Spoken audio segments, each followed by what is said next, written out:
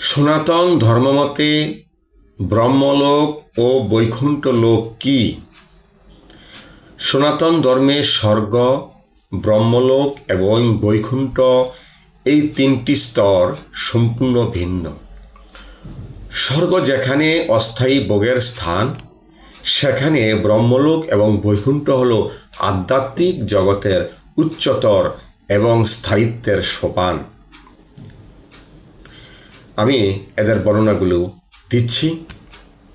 তার আগে বলে নিচ্ছি, যদি কথাগুলো ভালো লাগে একটিমাত্র সাবস্ক্রাইব করবেন ও শেয়ার করে দিবেন। ব্রহ্মলোক। ব্রহ্মলোক হলো এই মহাবিশ্বের সর্বোচ্চ স্তর, যেখানে সৃষ্টিকর্তা ব্রহ্মা বাস করেন। একে অনেক সময় সত্যলোকও বলা হয়। বৈশিষ্ট্য হলো এটি জড়জগতের সবচেয়ে উত্তম স্থান বা ম্যাটারিয়াল ওয়ার্ল্ড নামে চিহ্নিত। এখানে যারা পৌঁছান তারা অকল্পনীয় দীর্ঘায়ু লাভ করেন। কারা যান সেখানে? যারা কঠিন তপস্যায় ধ্যান ও ব্রহ্মজ্ঞান লাভ করেন তারা এখানে স্থান পান।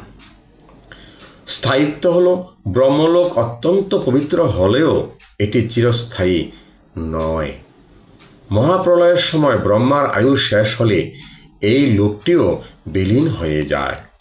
তবে এখান থেকে আত্মারা সরাসরি মুক্তি বা মোক্ষ লাভ করতে পারেন।